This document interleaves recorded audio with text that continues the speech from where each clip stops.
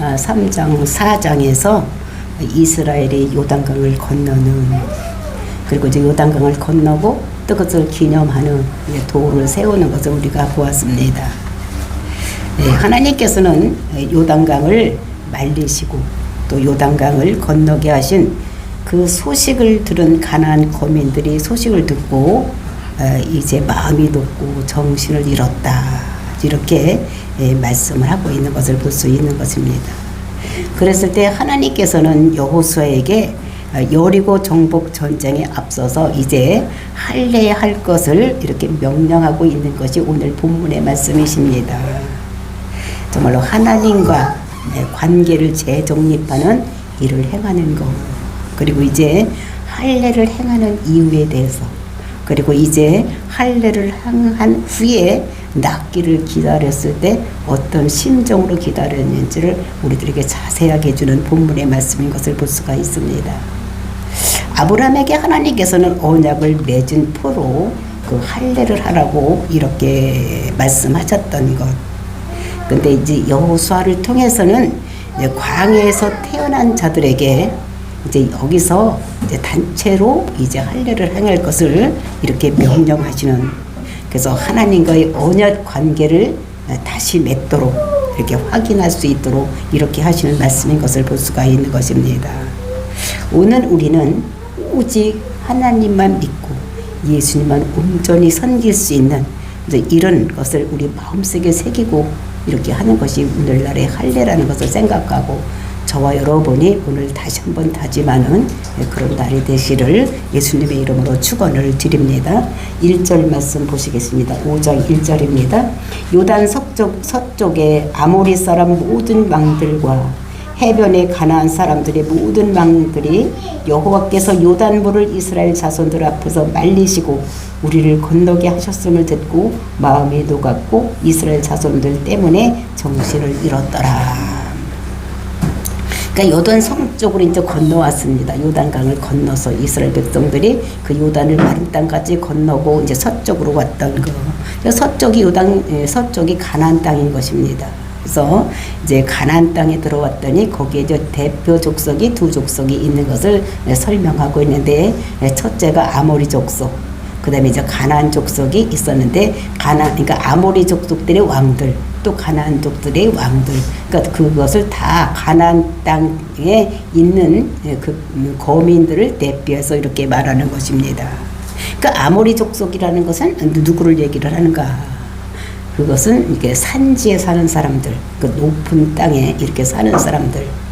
그래서 이제 이스라엘은 이제 중심을 통해서 이제 낮은 지역과 높은 지역으로 나눠져 있는, 두 쪽으로 나눠져 있는 이런 지역에 살고 있기 때문에 이제 산지에 사는 사람들이 있고 이제 이렇게 해변가에 사는 사람들이 있는 이런 것들을 말씀하고 있는데, 여기에서는 이제 그 중요한 도시들, 즉 가나안 땅의 중요한 도시들이 다 어디 있었는가 하면 이제 산지에 있었습니다. 그래서 그 헤브론 또는 예루살렘 또는 베들레헴, 뭐 이런 도시들이, 유명한 도시들이 다 산지에 있었던, 왜냐하면 외지로부터 침입을 막기 위해서 그 당시에는 다 산지에다가 이렇게 성을 쌓고 이제 사람들이 살았던 이런 것들을 말씀하고 있는 것입니다.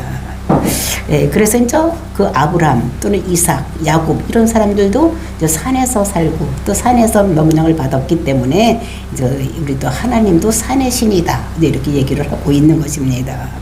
그리고 이제 가나안 족속은 이제 이것은 해변가에 있는 족속들, 이런 사람들을 얘기를 하는데, 이 사람들은 두로와 시돈 이렇게 이제 장사를 해서 무역을 해서 먹고 사는 이런 사람들의 왕들. 그러니까 이 두 족속의 왕들들은 이 가나안 땅에 있는 모든 그 거민들을 대표하는 이런 것이라고 생각을 하시면 되겠습니다. 그러니까 이들이 그 어떤 소식을 들었느냐? 하나님께서 요단을 가르고 이스라엘 백성들을 거기를 건너게 해서 이제 길갈에 진치고 있다. 그러니까 자기 나라들을, 이게 자기 거주하고 있는 땅을 이제 침범해서 온다는 소식을 듣고 그 사람들이 마음이 어땠었느냐? 이 사람들이 그 마음이 녹았고 또 이스라엘 자손 때문에 정신을 잃었던 이런 것이라고. 그러니까 저들 때문에 우리가 큰일 났구나, 뭐 이런 두려운 마음에 그들이 쌓여있는 이런 것들을 볼 수가 있는 것입니다. 그러니까 그 전에도 우리가 보면 라합을 통해서 그 정당 분들이 갔을 때 그 라합이 그들에게 그에게 얘기하는 것을 들었습니다.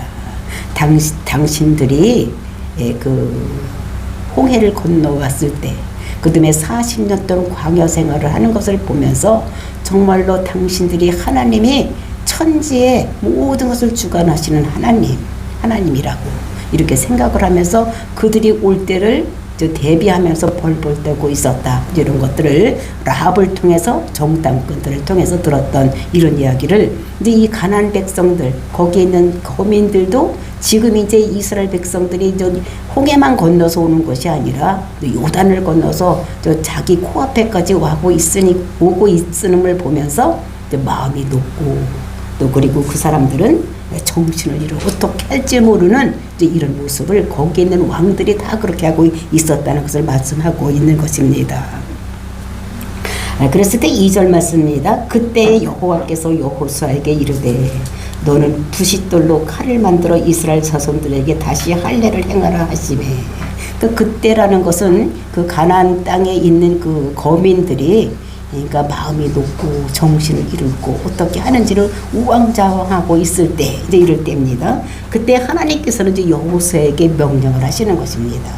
그러니까 요단을 건너올 때도 명령해서 그대로 이렇게 순종해서 건너왔던 것 같이 또 하나님께서는 또 여호수아에게 명령을 하시는 거예요. 지금은 어떤 명령을 주시느냐? 이제 부싯돌로 칼을 만들어라 이렇게 하는 것입니다.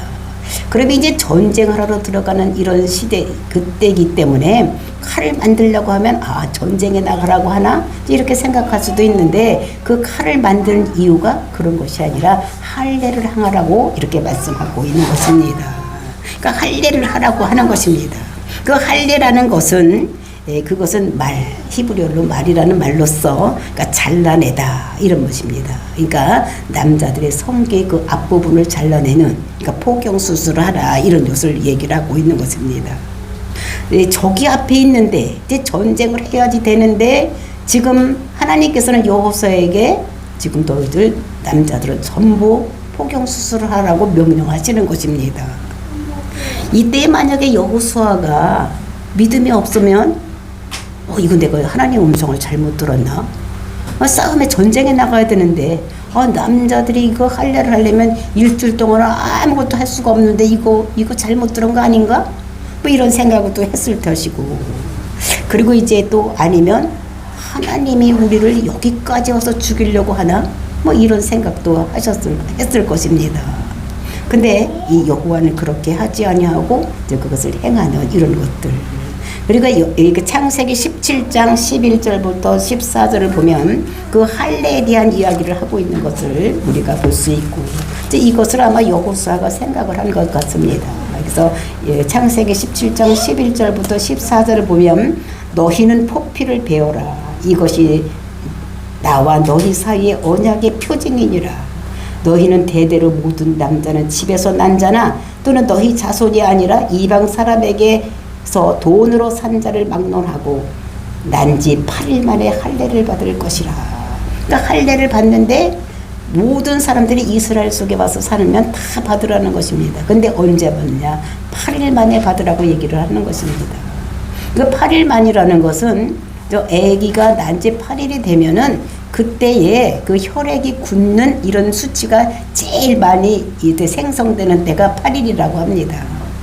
그리고 이때는 피가 또 가장 많이 생겨서 피를 흘려도 모든 것을 보충할 수 있는 이 시기가 8일이라고 합니다.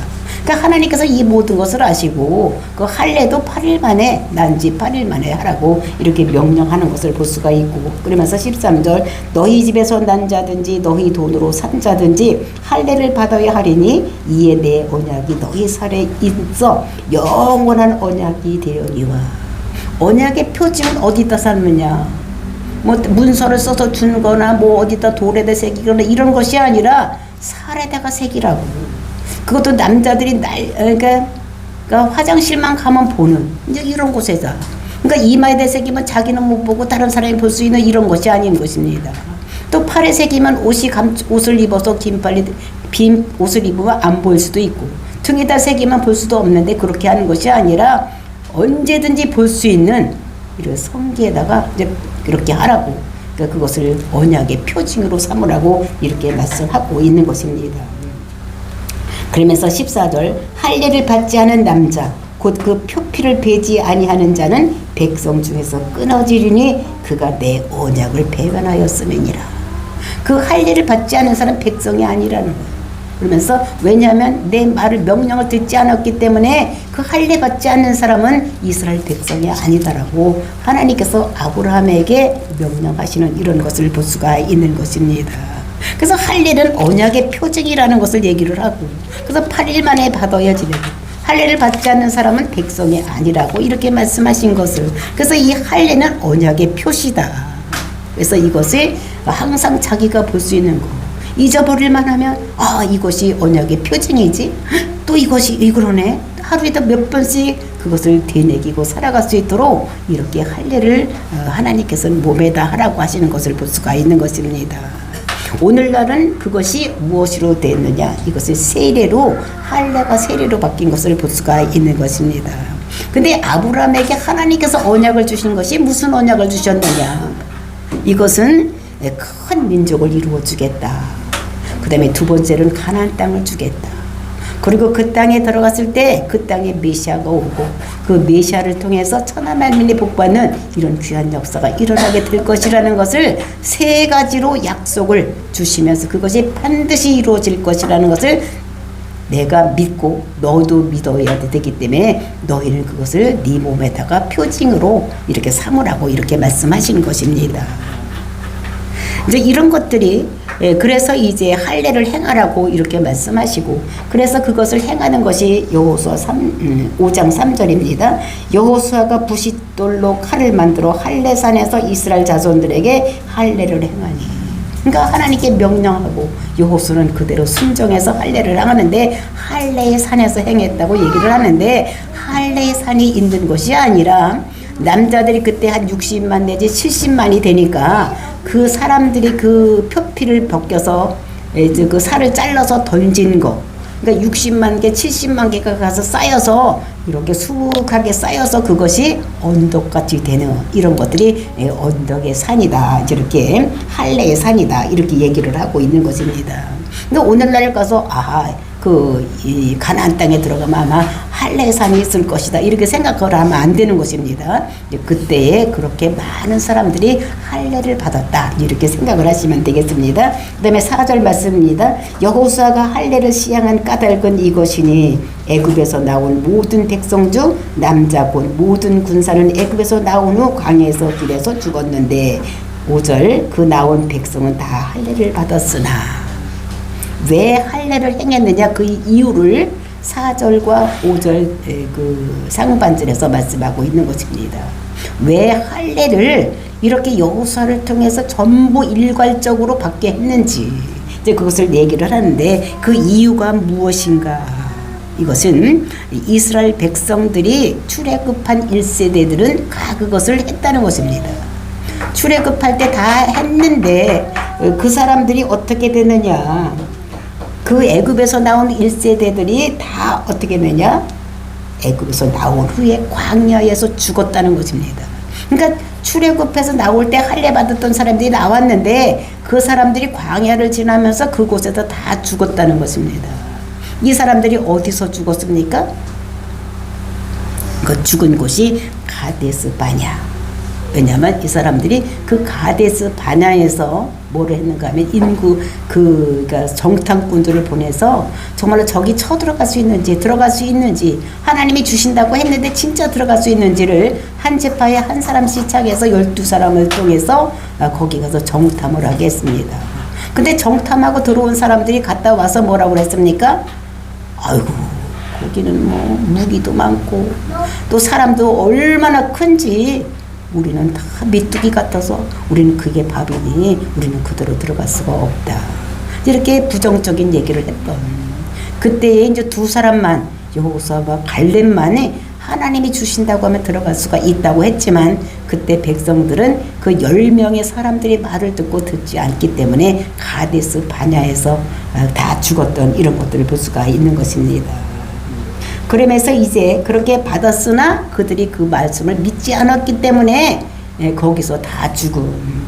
근데 다 나만 애굽에서 나온 후 광야길에서 난 자는 할례를 받지 못하였다. 다만 그러니까 애굽에서 나와서 그 이후에 그 광야 생활을 한 동안에서 태어난 사람들은 거기서 어떻게 할례를 할 수가 없었기 때문에 그 사람들이 다 무할례자가 되었던 것을 말하고 있는 것입니다. 그러니까 여기서 다 무할례자가 됐으니까 무할례가 된 것은 하나님과 언약 관계가 없는 백성, 즉 이방인이 되어버렸다는 것입니다. 광야 40년 동안에 났던 사람들은 다 무할례자가 되어서 이방인과 똑같은 이런 사람들이 되었다는 것을 얘기를 하는 것을 볼 수가 있습니다. 그 할례를 행하고 나왔던 사람은 할례만 행했지 겉만 표시만 되어 있지 그 마음속에 하나님과 언약관계 이런 생각이 없었기 때문에 이 사람들이 다 광야에서 하나님 말씀을 듣지 않고 죽었던 이런 것들을 볼 수가 있는 것입니다. 그러니까 오늘날도 교회에서 세례를 받았는데 우리가 교회에서 세례를 받을 때 물속에 들어가는 것은 내가 죄에 대해서 죽고 그래서 물속에서 올라올 때는 이제 내가 하나님 앞에서 산자로 살아야 되겠다 이렇게 세례를 받아야 되는데 무슨 뜻인지도 모르고 세례를 받는 사람들이 있다는 것입니다. 그러니까 세례를 받아놓고도 교회 가자면 아이고 다음에 가지 뭐 이제 이런 사람들이 있다는 거예요. 그러니까 반응이 그러니까 죽은 자 같이 살아가고 있는 사람들이 있다. 그러니까 하나님 앞에 산 자 같이 교회에 가야지 이러면 얼른 막 싸고 나와서 교회를 가야 되는데 교회 가자면 느릿하고 딴 데 놀러 가자면 그냥 발 벗고 나서 나가는 이런 사람들이 세례 받은 사람들 중에 있다는 것을 이렇게 할례 받았어도 그 할례 받은 그 의미를 생각하지 못하고 살아가는 이스라엘 백성과 똑같은 삶을 사는 것을 우리가 알아야지 되는 것입니다. 그래서 5절 이제 하반절에 보니까 애굽에서 나온 후 광야 길에서 난 자는 할례를 받지 못하였습니다. 그러니까 다 무할례자가 된 거. 그러니까 그것이 어떻게 되냐 6절 말씀입니다. 이스라엘 자손들이 여호와의 음성을 청종하지 아니하므로 여호와께서 그들에게 대하여 맹세하사 그들의 조상들에게 맹세하여 우리에게 주리라고 하신 땅 곧 젖과 꿀이 흐르는 땅을 그들이 보지 못하게 하리라 하심에 애굽에서 나온 족속 곧 군사들이 다 멸절하기까지 40년 동안을 광야에서 헤매었더니 그러니까 출애굽한 1세대의 모습을 6절에서 설명을 하고 있는 것입니다. 그러니까 그 출애굽한 1세대들이 할례를 받았지만 문제가 있었다는 거예요. 그 어떤 문제가 있었느냐? 그것은 여호와의 음성을 청종하지 않았다는 것입니다. 그 여호와의 말씀, 그 청종해서 할례를 받았으면은 그 할례에 대해 언약에 대한 것이 무엇인지를 깨닫고 내가 이렇게 살아가야지 되지 이런 걸 생각해야 되는데 그것을 하지 않았다는 것입니다. 그 여호와의 말씀을 청종하지 않은 것은 그 언약의 말씀, 즉 무엇인가 하면은 큰 민족을 주겠다. 이제 그것은 애굽에 들어가서 큰 민족을 이루었습니다. 그게 이제 할례의 그 약속 속에 있는 것은 이루어졌습니다.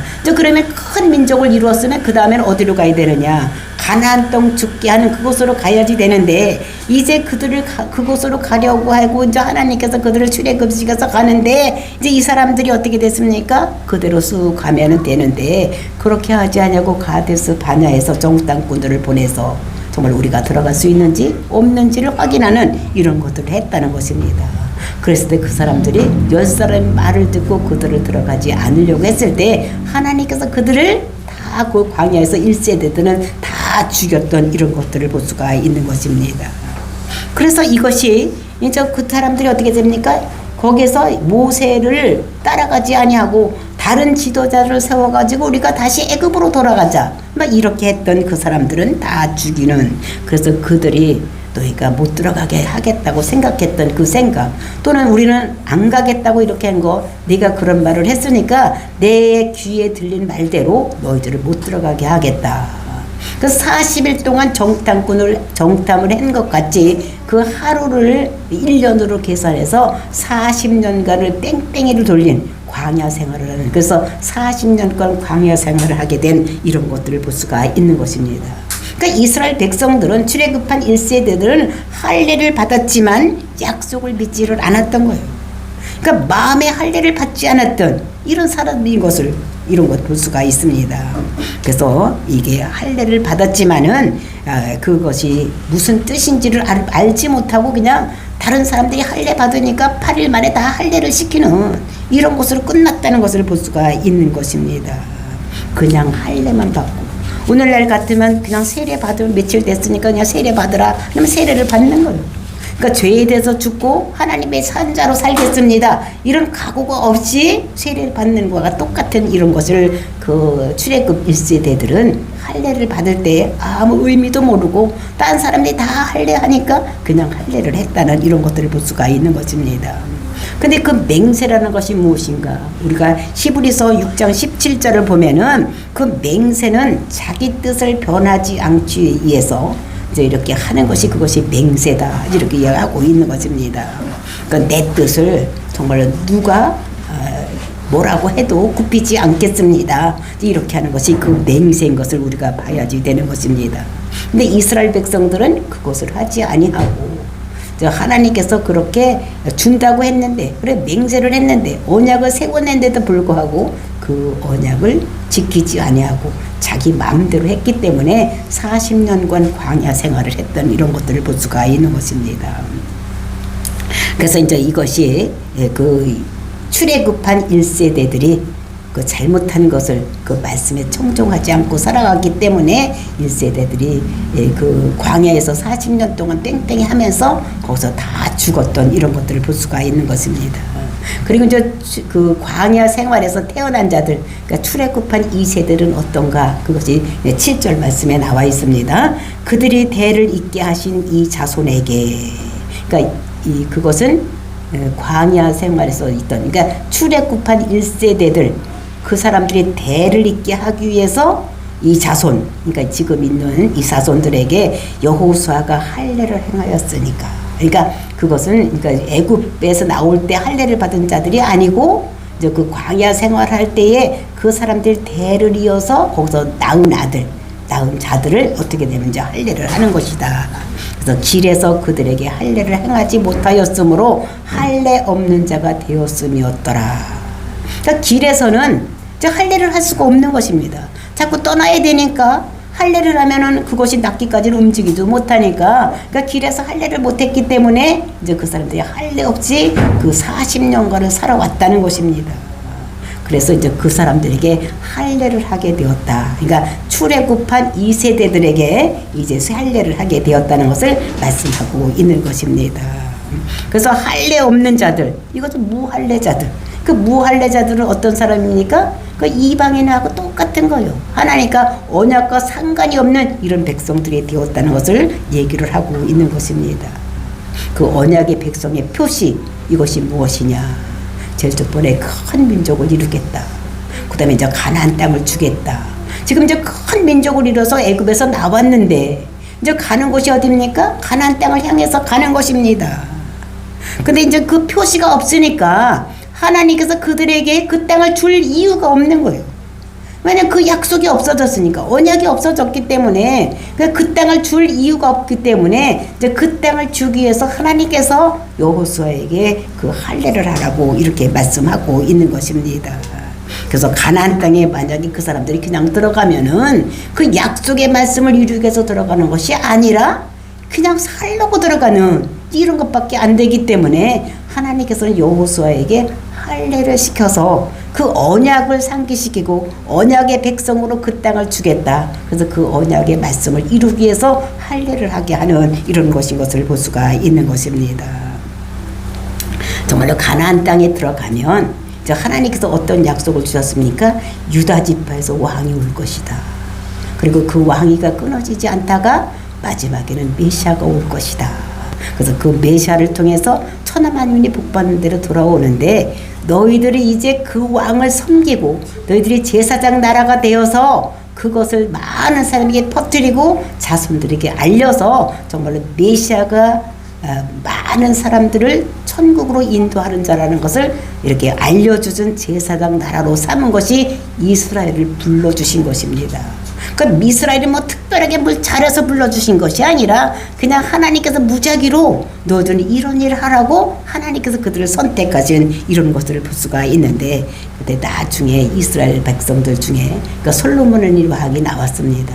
근데 솔로몬 왕이 타락했을 때 북이스라엘 사람들은 어떻게 12지파가 거기를 버리고 떠나갔습니다. 이거는 엄청나게 잘못한 것입니다. 아무리 유대 왕이 악한다고 할지라도 보존해야 되는 것입니다. 보존하지 않는 거, 그를 죽이려고 하는 것은 다 마귀들의 그 소행인데, 그것을 따라갔다는 것은 이 북이스라엘로 간 사람들은 하나님 말씀을 어기고 마귀 소리를 듣고 간 이런 사람들인 것을 볼 수가 있는 것입니다.